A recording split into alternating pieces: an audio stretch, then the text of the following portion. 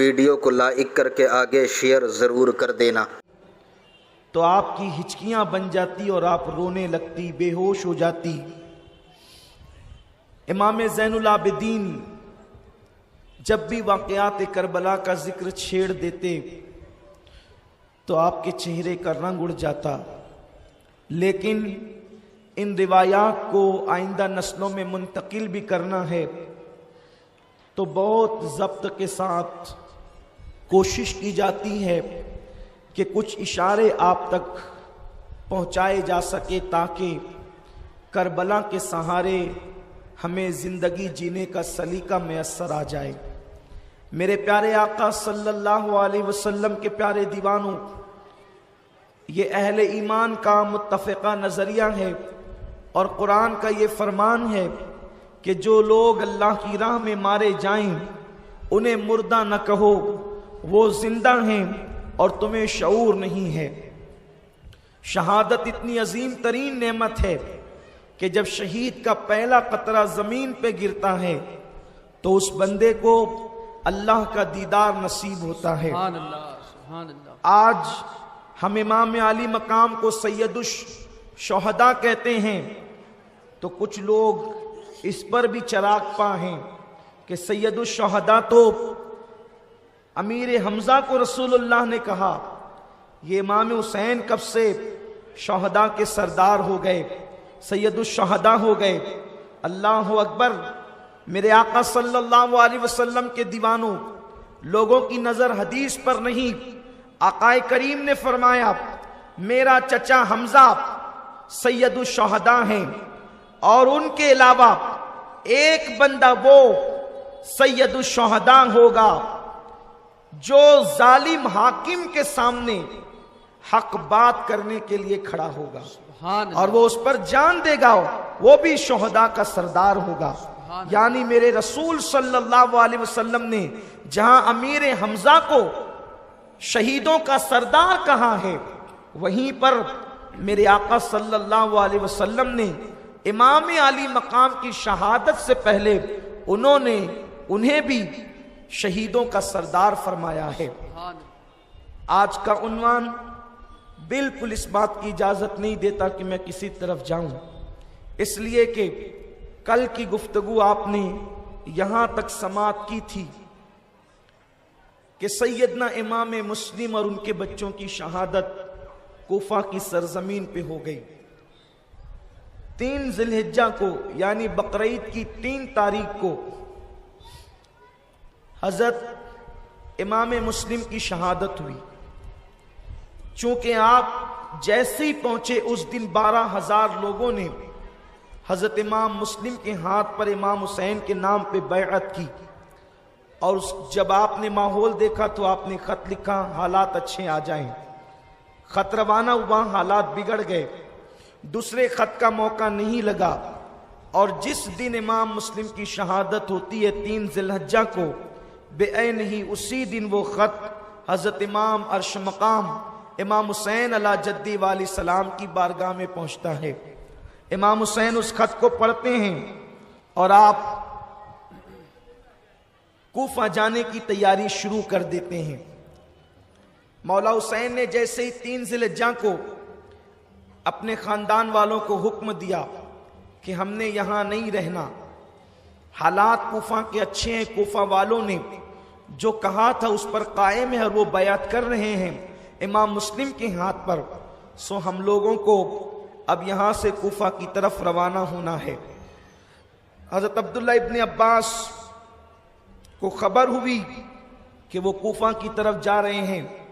آپ بہت روئے اور ارشاد فرمایا امام اس وقت روئے زمین پر آپ سے بہتر افضل کوئی بندہ نہیں، آپ تنہا نواس رسول ہے، آپ جائیں گے کوفہ والے آپ کے ساتھ بے وفائی کریں گے۔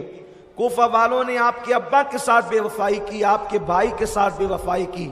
آپ نہیں دیکھتے امام کہ آپ کے والد کا قاتل کون، آپ کے والد کے ساتھ شرارتیں کرنے والے کون، آپ کے والد کو گالیاں دینے والے کون، آپ کے بھائی کا مسلح چھیننے والے کون، آپ کے بھائی کے چہرے پہ تماچے مارنے والے کون، یہ ساری باتیں آپ نے کہی۔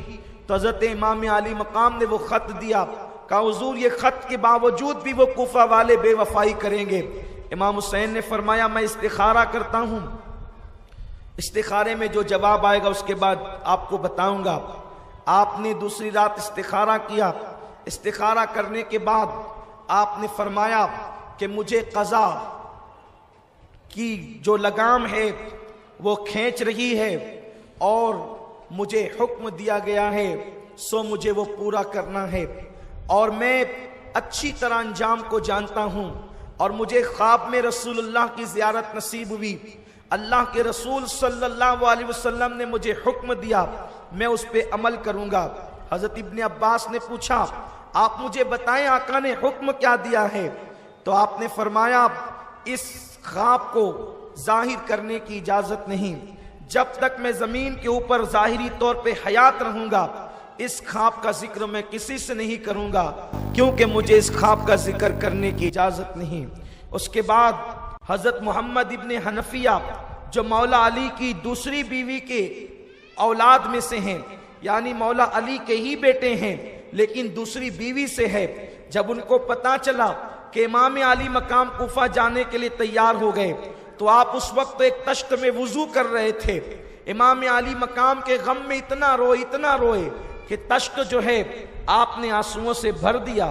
یہ کوئی مبالغہ نہیں، جن بزرگوں کی کتابوں کو محتاطین اہل احتیاط قبول کرتے ہیں، امام اہل سنت رضی اللہ تعالی عنہ نے جن کتابوں کی تصدیق کی ہے ان کتابوں میں بھی لکھا ہے کہ محمد ابن حنفیہ امام علی مقام کے سوتیلے بھائی وہ اتنا روئے امام کے غم میں کہ تشت بھر دیا، اللہ اکبر، کہ میرا بھائی اب شہادت کی راہ پر جاتا ہے۔ حضرت ابن عباس نے پیشانی چومی، ابن عمر نے کہا آپ نہ جائیں، یہ بھی مشورہ دیا گیا اگر کہیں جانا ہی ہے تو آپ یمن چلے جائیں، کوفہ کے مقابلے میں اہل یمن باوفا لوگ ہیں، اور بالخصوص یمن میں ہمدان کے لوگ بڑے باوفا ہیں، آپ وہاں جا کر کے رہیں۔ اللہ اکبر، زمینوں کی بھی کیسی خاصیت ہوتی ہے، اس لیے کہ یمن میں اویس کرنی کے عشق کی چاشنی موجود ہے۔